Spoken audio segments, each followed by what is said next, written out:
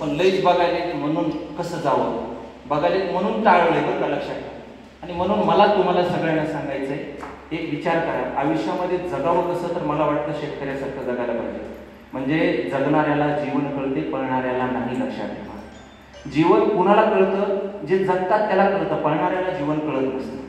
मला त्याच्याही पलीकडे जाऊन, जीव पेरला मातीत छप्पर छातीवरती, प्रश्न टांगले आभाळाला, उत्तर मातीवरती. लक्षात ठेवा, शेतकऱ्याच्या आयुष्याचा विचार करून कधीतरी बघा, किती प्रश्न असतात, पण आशावाद जगण्याचा मात्र प्रचंड आहे. कधीच तक्रार करत नाही. पाऊस पडणार आहे का माहिती नाही, बी उगवणार आहे का नाही माहिती नाही, उगवलं तर त्याला धान्य येणार आहे की नाही माहिती नाही, आलं तर पावसात टिकणार आहे का नाही माहिती नाही. अनंत प्रश्न असतात, पण स्वप्न मात्र हजारो साकार करण्याचा प्रयत्न करत असतो. आणि म्हणून मी नेहमी सांगत असतो, या जगामध्ये प्रशासनात 3 माणसं, आणि जग आज टिकून आहे फक्त त्या 3 माणसांमुळे. एक, प्रशासन कशात कोणत्या 3 माणसांवर टिकून आहे, तर मी आजही म्हणतोय, प्रशासन, अंगणवाडी ताई, आशा कार्यकर्ते आणि ग्रामसेवक. हे 3 माणसं जर प्रशासनातले सोडले तर देशामध्ये विकास किंवा प्रशासन नावाची गोष्ट कागदोपत्री जिवंत राहणार नाही. लक्षात. आणि तिसरे, समाज आजही जग जे टिकलेलं आहे, जग जे अजूनही जिवंत दिसतंय. आपल्याला असं वाटतं की एवढा अनाचार, अत्याचार, भ्रष्टाचार, बलात्कार सगळं कशातच काही लागत नाही, तरीही निसर्ग जगतोय कसा किंवा माणसं जगतायत कशी. तर ह्याचं एकमेव उत्तर आहे, हे 3 माणसं इमान इतबारे काम करतायत, तोपर्यंत आपल्या भारतातल्या किंवा जगातल्या कोण्याही सृष्टीतल्या माणसाला धक्का लागणार नाही. त्याच्यामधला पहिला माणूस आहे तो शेतात राबणारा, काबाड कष्ट करणारा शेतकरी. जोपर्यंत जिवंत आहे, जोपर्यंत निस्वार्थ भावनेतून तो काम करतोय, तोपर्यंत जगातल्या कुठल्याच यंत्रणेला धक्का लागणार नाही. नंबर 2चा माणूस, सीमेवर लढणारा जवान. हा निस्वार्थ भावनेतून, पगार किती आहे तो बघत नाही, आणि तो जोपर्यंत इमान इतबारे काम करतोय, तोपर्यंत तुम्ही दिवाळीला घरात सुखानं झोपू शकता. मला हे सांगायचंय.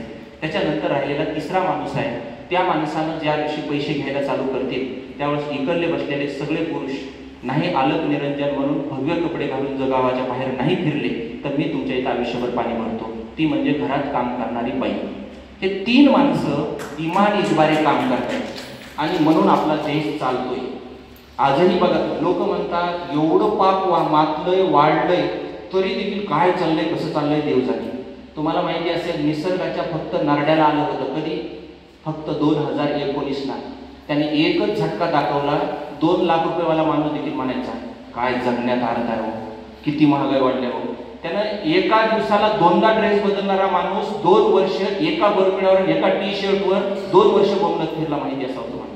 अरे, ज्याला हॉटेलशिवाय जेवण जात नव्हतं, त्या माणसानं 1 दिवस घराच्या बाहेर जेवायला गेला नाही. मला एक सांगा, माणसाला जगता येतं, किती आनंद आता तुम्हाला 2 वर्षात विचारून घ्या तुम्ही. 2 वर्षामधला जो आनंद होता ना, तो आमच्या इथून पुढच्या मागही नाही आणि आयुष्यात पुढेही मिळणार नाही.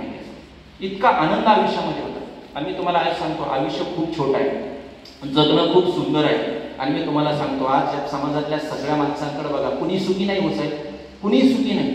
जो देखे वो दुखिया, सुखिया नाही कोई. कबीर महाराजांनी खूप सुंदर सांगितलं. किंवा आमचा संप्रदाय सांगतो की माणसाचं जगणं म्हणजे पाण्याचा बुडबुड आहे म्हणून सांगितलं.